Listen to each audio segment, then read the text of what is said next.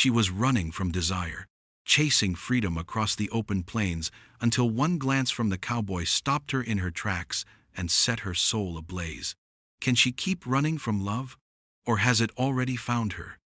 The sun was dropping low when Raina Calhoun pulled her car to the side of the dirt road, dust curling up behind her like smoke from a memory she couldn't outrun. Her hands trembled on the steering wheel. The map app blinked red, no signal. Just her luck. Or maybe, finally, her escape.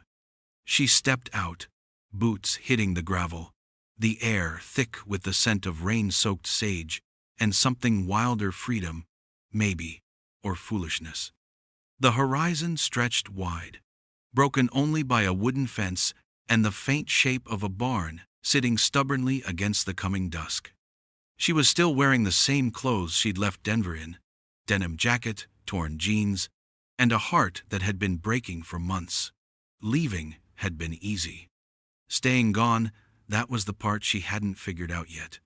Raina started walking, following the dirt track, until the sound of her boots faded into the wind. A soft whicker broke through the silence, a horse, curious but calm. Then came another sound, the scrape of boots against dry earth. She turned fast, every muscle on edge. A man stood near the fence, tall, broad-shouldered, a Stetson shadowing his eyes. Cole Maddox. She didn't know his name yet, but he looked like the kind of man whose life didn't bend easily. His shirt was rolled at the sleeves, dust clinging to his forearms, and he studied her like he could see through the story she hadn't told anyone. Lost? His voice was steady, deep, the kind that didn't ask for lies but didn't judge them either. Raina hesitated. Maybe I just stopped running. He leaned against the fence, thumb brushing the brim of his hat. Funny thing about running, he said. The land always finds a way to slow you down. There was something in the way he said it, like he wasn't talking about the road at all. Raina's pulse jumped. She hated that. She'd promised herself she wouldn't react to anyone again, especially not a cowboy with quiet eyes and a voice that felt like home. I just need a place to rest for the night, she said. Half a plea, half a test. Cole tilted his head toward the barn. You can stay there. Won't bother the horses much. Raina wanted to thank him, but the words stuck. She walked toward the barn, feeling his gaze follow her, not intrusive, not demanding, just there. And for the first time in months, she wasn't sure if she wanted to be invisible anymore. She turned once at the door. You always help strangers? Only the ones who look like they've been running too long, he said, voice low. Her heart stumbled. The barn door creaked open. For a moment, under the fading light, their eyes met, and something unspoken settled between them, steady as breath. If you think that glance was dangerous, wait until you see what happens when he finds out what she's running from. Morning came slow, stretched across the hills in ribbons of gold. The air smelled of hay and sun-warmed earth, the kind of scent that made Raina forget, for one fragile second, that her life was a wreck she'd left smoldering behind her. She blinked against the light slipping through the barn's wooden slats. A soft snort sounded from one of the stalls, a chestnut mare watching her curiously. Raina sat up, brushing straw from her hair. Her body ached from the hard floor, but her mind felt strangely light. For the first time in weeks, she'd slept without dreaming of him, without dreaming of the life she'd buried. A door creaked open, boots on dirt. Cole Maddox stepped into the barn, carrying a bucket in one hand and a steaming thermos in the other. The morning light caught the edge of his jaw, rough with stubble, eyes steady and unreadable. You're still here, he said simply. Not a question, more like a quiet surprise. Guess I am. Raina stood, her voice soft but wary. You always bring strangers coffee? He handed her the thermos, without answering right away. Only the ones who look like they forgot how to hold on to something warm. She blinked, taken aback. His tone wasn't flirtatious, it was too calm for that. Just honest, dangerous, in a different way. She took the coffee, her fingers brushing his.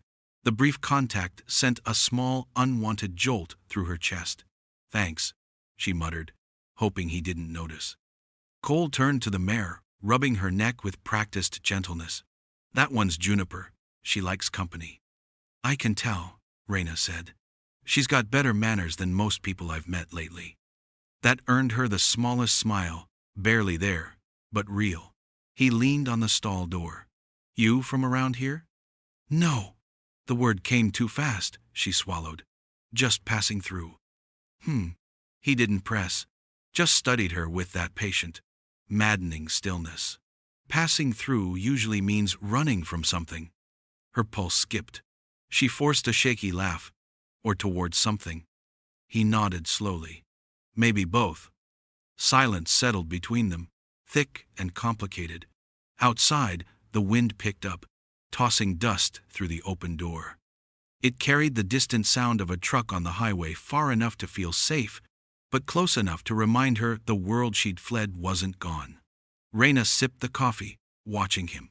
There was something about the way he moved, measured, deliberate, as if he'd learned to live without hurry. A man used to keeping his heart fenced in, maybe for good reason. Thank you, she said quietly. For last night, you didn't have to. I know. His voice dropped low. But I did. She looked down, suddenly unsure where to put her hands. The moment stretched, alive and fragile. Cole cleared his throat and turned toward the sunlight. A storm is coming tonight. You can stay another day if you need. Plenty of room. Just help me feed the horses. Raina hesitated, then nodded. Okay. As he walked out, she caught herself smiling small, secret, and dangerous.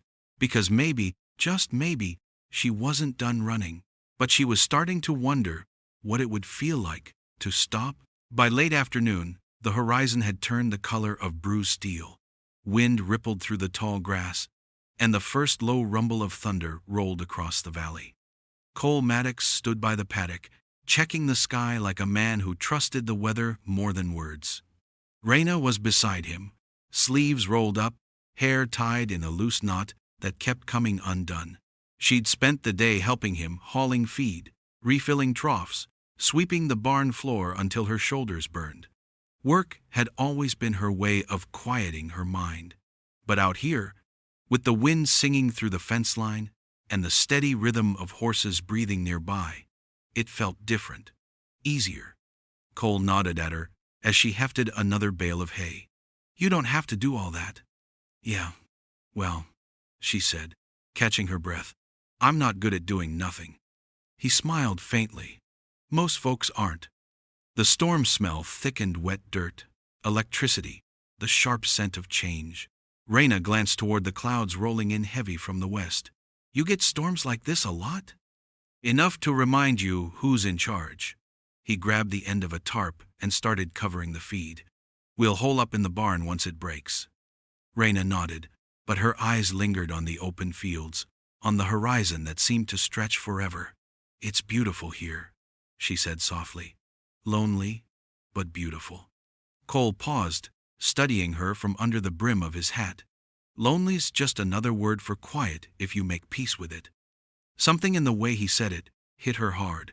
She wondered if loneliness had shaped him too, if the quiet was something he chose, or something that chose him. Thunder cracked closer now, and rain began to fall in fat, uneven drops. They ran for the barn, laughter spilling out of Raina before she could stop it. Cole followed, shaking his hat off as the doors slammed behind them. Guess that's our cue, he said, setting the latch. Raina's hair clung to her face, damp and curling at the ends. She brushed it back, still smiling. You've got terrible timing. Or perfect, he countered, glancing toward her with a look that sent her heartbeat tripping. The sound of rain on the roof grew louder, steady as a drum. Lightning flashed through the cracks in the boards, casting silver across his face. He looked older for a moment, tired, thoughtful, something unspoken lingering behind his eyes. Why'd you come this way, Raina? He asked quietly. Her smile faded. I just needed to get out of the city. That's not the reason. That's the direction. She hesitated. The storm filled the silence between them. Maybe I was trying to remember who I was before everything went wrong. Cole nodded once, as if he understood more than she'd said. You'll find her. This land has a way of showing people what they've been hiding from. Raina looked at him then. Really looked the rain, the flicker of lightning, the steadiness in his eyes. And she realized he wasn't just talking about her. Outside, thunder cracked again, but inside, something quieter began to shift. She wasn't sure if it was safe or dangerous, but for the first time in a long time, she didn't care. The storm had passed by morning, leaving the air washed clean and heavy with the scent of wet earth. The land stretched wide and quiet again, as though nothing had happened. But inside the barn, Raina felt everything had shifted just slightly, just enough to make her aware of the silence between her and Cole Maddox. He was already at work when she stepped outside, sunlight glinting off the metal pail he carried. His movements were steady, efficient, almost too controlled. She wondered if he was avoiding looking at her, or if that was just how he was careful with his attention, careful with everything. "Morning," she said, brushing her hair out of her face. "Morning," he replied without looking up. "Sleep all right?" "I did." She paused, then added, "You?" He gave a small shrug. "Didn't sleep much. The storm had the horses restless." That was probably true, but something in his tone made her think it wasn't the full story. Still, she let it go. She wasn't ready to pull at the thread she barely understood yet. They fell into rhythm, working side by side in the quiet. Raina carried water to the troughs, while Cole mended a loose board on the corral fence. The occasional clink of nails and soft thud of boots against earth filled the air between them. It was easy, this quiet companionship, until she realized how much she liked it. He finally spoke after a long while. "You work hard. Most folks wouldn't last half a day out here." She smirked. "Guess I'm not most folks." "No," he said, looking at her now. "You're not." Their eyes met for a heartbeat that lasted too long. Raina's breath caught. She turned away quickly, pretending to check the water level. The weight of his gaze stayed on her, warm and steady. She hated how much she felt it. "So," she said, forcing casualness, "this place yours?" "Was my family's," he said, driving another nail into the board. "My old man passed away a few years back. Leave it to me. And you stayed." He nodded once. "Some things you don't walk away from." Raina swallowed.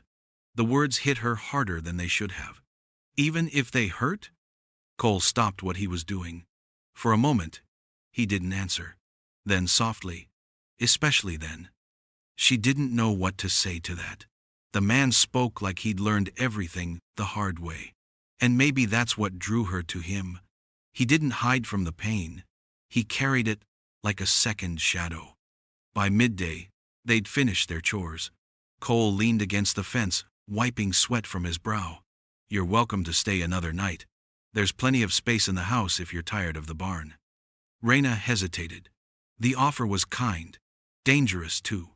She wasn't sure which scared her more. "The barn's fine," she said, but her voice lacked conviction. He gave a small nod, a knowing look in his eyes. "Suit yourself." As he walked back toward the porch, Raina watched him go, heart beating a little too fast. She told herself it was gratitude, nothing more. But when she turned back to the fields, the lie didn't hold. The following morning came cool and bright, the kind of quiet that made the world feel brand new. Raina stood on the porch, coffee mug in hand, watching Cole saddle up one of his horses.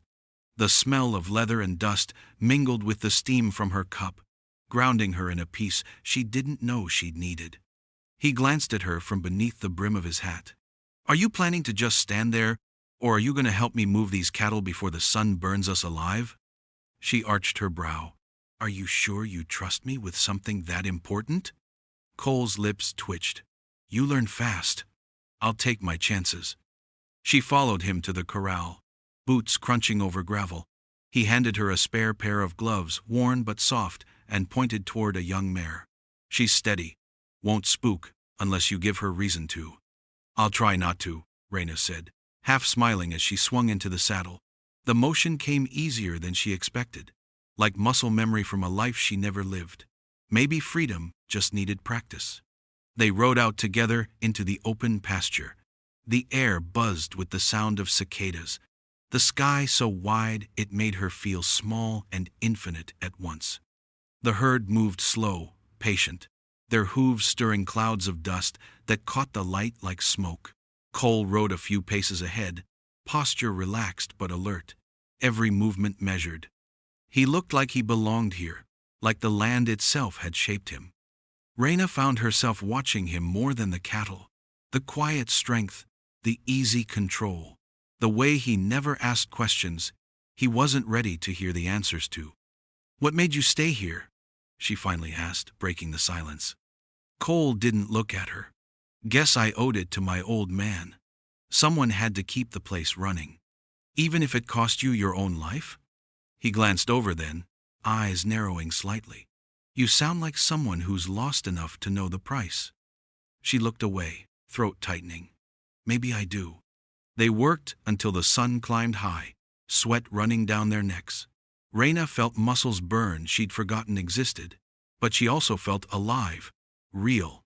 When they stopped for water, Cole handed her a canteen, his hand brushing hers again, to deliberate this time.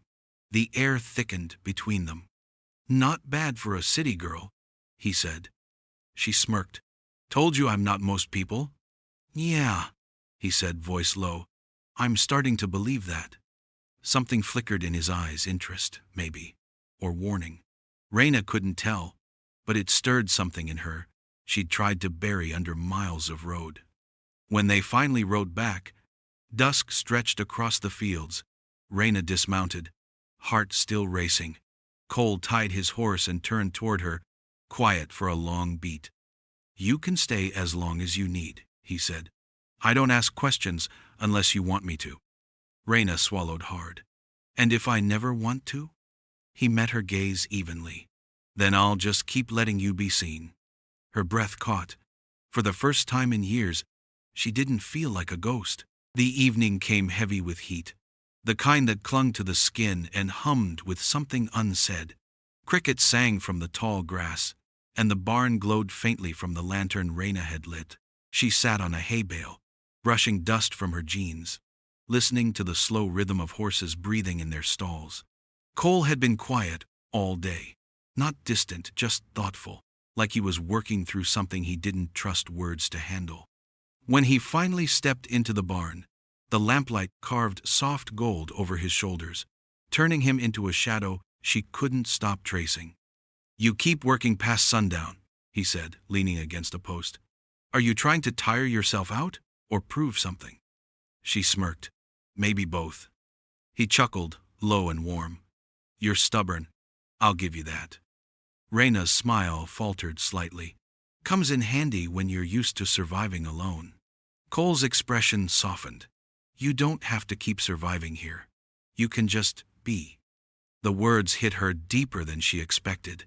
She looked away, fingers tightening around a loose thread in her shirt. "I wouldn't even know how." "You learn," he said quietly, stepping closer. "It took me a long time, too." Reyna met his gaze, and the air between them shifted thicker, charged. His eyes weren't the cool, unreadable kind tonight. They were searching, open, almost vulnerable. For the first time, she saw the man beneath the quiet. Not just steady, but scarred. Not just kind, but lonely. She swallowed. "You ever think some people aren't meant to stop running?" He took off his hat and set it aside. "Everyone runs. The difference is whether you let something or someone catch up." She let out a slow breath, her heart beating too fast. "You make it sound simple." "It ain't," he said, his voice low and rough now. "But it's worth it." For a long, aching moment, neither moved. The lantern flickered, shadows dancing between them like temptation itself. Then, without warning, thunder rumbled far in the distance, a dry storm building over the ridge. It broke the spell, but not the tension. Cole turned toward the door. "Storm's heading this way again." I'll get the horses settled. I'll help, she said quickly, grabbing a halter. They worked side by side as the wind picked up, straw swirling around their boots. When the rain came, it hit hard and fast. Cole closed the barn doors, sealing them in with the sound of rain hammering the roof. Guess we're stuck for a bit, he said. Raina laughed softly. Could be worse. He looked at her, something flickering behind his eyes. Yeah, he murmured. Could be. They stood there, close enough that she could feel the warmth of him, smell the faint mix of rain and cedar on his skin. Neither spoke, but everything they didn't say filled the space between them wild, electric, impossible to ignore. Raina wasn't sure who stepped closer first. All she knew was that for one suspended heartbeat, she didn't feel lost anymore. Not while he was looking at her like that. By morning, the rain had eased, leaving behind puddles that glimmered like mirrors across the pasture. The world looked scrubbed clean. But Raina felt anything but. She barely slept. Every time she closed her eyes, she saw Cole, his face lit by lightning. The nearness of him. The weight of what almost happened and what still could. She was in the kitchen when she heard the crunch of tires on gravel. It wasn't Cole's truck. This engine was smoother, unfamiliar. Her stomach tightened as a black SUV rolled slowly down the drive, stopping just short of the porch. A man stepped out, clean boots, crisp shirt, the kind of posture that came with authority or arrogance, maybe both. Cole appeared from the barn, hat low, his stance already guarded. Morning, he called, tone even but wary. The man smiled, but it didn't reach his eyes. Morning. I'm looking for someone. Woman, mid-20s, dark hair. Might have passed through here in the last few days. Raina froze behind the screen door, pulse thundering. She didn't need to hear more. She knew that voice. Eli Granger. Her ex. The one she'd left behind with bruises that didn't always show. Cole's gaze flicked briefly toward the house before returning to the stranger. Can't say I've seen anyone like that. Eli took a step closer. You sure? Folks in town said they saw a woman near your property? You keep to yourself out here, mister? Maddox. Cole's voice was sharp now, solid. And I said, I haven't seen her. For a moment, the two men stood locked in silence. The wind carried the faint creak of the barn door, the restless shift of a horse inside. Raina held her breath, afraid even that sound might give her away. Finally, Eli smirked. If you do see her, tell her she left something behind. Something important. He tipped his hat and walked back to the SUV. The tires spun against the wet gravel before the vehicle disappeared down the road. Only then did Raina push open the screen door. You knew, she said quietly. You knew I was in here. Cole turned toward her, eyes unreadable. Yeah, I figured you didn't want to be found. She stepped down onto the porch, anger and gratitude tangling in her chest. That man, he's dangerous, Cole. He doesn't take no for an answer. I figured that too, he said. His kind doesn't knock unless he's trying to scare you. Raina's voice cracked. I shouldn't have brought this here. I didn't mean to. He cut her off gently. You didn't bring trouble, Raina. It found you. Difference is, you're not alone this time. She met his gaze, searching for something steady, and found it there unshakable, solid as the ground beneath her boots. For the first time since she ran, she believed it. He stepped closer, lowering his voice. You don't have to keep running from him, not while you're here. Outside, the wind picked up again, carrying the scent of rain and something sharper, fear turning into resolve. Raina nodded slowly. Then I'll stay. But if he comes back, Cole's jaw tightened. He'll have to get through me first. And from the way he said it, she knew Eli wouldn't stand a chance. The sky had turned restless again by late afternoon, the kind of stillness that warned of another storm. Cole worked by the porch, fixing a broken hinge, while Raina sat nearby, shelling beans into a tin bowl she'd found in the kitchen. The rhythm of it, snap, drop, breathe, was the only thing keeping her steady. She hadn't told him everything, not yet, but after Eli's visit, Keeping it locked inside felt like trying to hold back a flood. The secret pressed against her ribs, aching to be let out. Cole looked up, sensing it.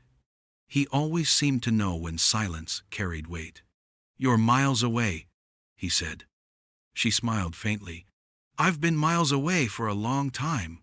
He set the hammer down and leaned back against the porch rail. "Then maybe it's time you stopped running in your head too."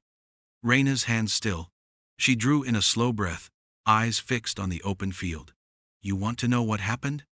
"I'm listening," he said. For a long moment, the wind filled the space between them. Then she spoke. "I was with him for 3 years, Eli. He wasn't always bad. Not at first. But he liked control. Little things, how I talked, what I wore, who I saw. Then one day, it wasn't just words anymore." Her voice trembled. She didn't look at Cole. Couldn't. "I kept telling myself I'd leave, that I'd pack a bag, drive away. But every time I tried, he found a way to make me stay. Until one night, he didn't come home. I took what cash I had and ran. I didn't stop until the mountains were behind me." When she finally glanced up, Cole's eyes were steady, but his jaw was tight. Not pity. Anger quiet, controlled but fierce. "You did the right thing," he said. "Feels like I just traded one kind of fear for another." "You traded it for a chance," he said softly. "That's more than most people get." A flash of lightning split the horizon. Thunder followed close behind. Raina hugged her knees, grounding herself in the sound. "What about you, Cole? You talk like someone who knows what it means to lose everything." He hesitated, then sighed. "My wife. 6 years ago." Rattler spooked her horse. "She fell bad. I was supposed to be there, but I wasn't." His voice roughened. "Took me a long time to stop blaming myself." Raina's chest ached. "You think that ever goes away?" He shook his head. "No. You just learn to live beside it." The wind rose, scattering the bean shells across the porch. She reached for one, and their hands met, warm, solid, grounding. Neither moved. "I don't want to run anymore," she whispered. Cole's fingers curled around hers, gentle but sure. "Then don't." Thunder rolled again, closer this time, but neither flinched. For the first time, the storm didn't sound like something to fear. It sounded like the world finally breaking open, just enough for 2 broken souls to step through. The wind came sharp and dry that morning, whistling through the fence posts like a warning. Raina stood at the window, watching dust rise along the dirt road. She knew that sound before she even saw the vehicle. The low growl of an engine that didn't belong. Her heart tripped. "Cole," she called, voice shaking. He stepped out from the kitchen, wiping his hands on a rag. One look at her face, and he didn't need to ask. He went to the door, pushed it open, and there it was, the same black SUV grinding up the drive, sun flashing off its windshield. Eli Granger stepped out slow, confident, his smirk carved into place. 2 men followed lawmen. From the looks of their badges, Raina's breath caught. "He brought the police?" Cole's jaw tightened. "Looks that way." Eli sauntered up to the porch. "Afternoon, Mr. Maddox. Sorry to trouble you again, but this here's official business. Miss Calhoun's a missing person, see? Been reported for months. These officers are here to take her home." Raina stepped forward before Cole could answer. "Home?" Her voice cracked like a whip. "You mean the house I couldn't leave without you tracking my phone? The place where you decided love meant bruises and locked doors?" The sheriff glanced between them, uncertain now. "Ma'am, if what you're saying—" Eli cut him off. "She's confused. She's had issues. That's why she needs care. She's not in her right mind." "Enough," Cole said, voice low but cutting. He stepped off the porch, boots sinking into the dust. "You think you can walk onto my land and feed me lies?" Eli laughed, but it didn't sound easy. "You're hiding a fugitive now, Cowboy? What is this?" Cole didn't blink. "She's not a fugitive. She's free. You don't own her anymore." The lawmen shifted, uneasy. The sheriff held up a hand. "Let's all calm down." But Cole didn't back away. He wasn't the kind of man who raised his voice. He didn't need to. His silence carried more weight than most men's shouting. "You can take your story and go," he said evenly. "Or you can find out what happens when you threaten someone under my roof." Eli's jaw clenched. "You think she's worth this trouble?" Cole's eyes flicked to Raina. "Yeah, I do." The tension snapped like a gunshot. Eli stepped forward, hand twitching toward his coat, but the sheriff caught his arm first. "That's enough, Granger. We'll settle this in town." Eli glared at them both, but there was something new in his eyes' fear. He turned on his heel and climbed back into the SUV. The engine roared, tires spitting gravel as it tore away down the road. The dust hadn't even settled when Raina's knees gave out. Cole caught her before she hit the ground. "It's over," he murmured, holding her close. She shook her head against his chest, breath trembling. "No, it's just beginning." And though the world outside was finally still inside her, something fierce had awakened, a kind of strength she hadn't felt in years. The morning after Eli left, the ranch felt different, quiet, but alive. The air was soft and gold, the kind of dawn that promised peace after too many nights of fear. Raina stood on the porch, coffee in hand, watching the first light spill across the pasture. Every muscle in her body ached, but for once, it wasn't from running. Cole stepped out beside her, his hat tilted low, the hint of a smile tugging at his mouth. "You didn't sleep much," he said. "Didn't need to," she replied, her voice steady. "Guess I was waiting to see if the world still turned." He chuckled quietly. "Still does, just slower out here." Raina took a deep breath. The scent of dew, hay, and horses filled her chest, grounding her in something real. "You think he'll come back?" Cole shook his head. "Not with the sheriff watching him. Word travels fast in small towns." She nodded, though she knew that wasn't what really scared her anymore. It wasn't Eli's return, it was what came next. Who she was now, that there was no one left to run from. Cole seemed to read the thought written on her face. "You don't owe anyone a plan," he said gently. "You can stay as long as you want, or leave when you're ready. No one here's gonna hold you still." Raina smiled faintly. "Do you ever think you say more by saying less?" He grinned. "Maybe that's why you keep talking to me." She laughed then, a sound so light it startled even her. It felt like the first real laugh in years, unguarded, alive.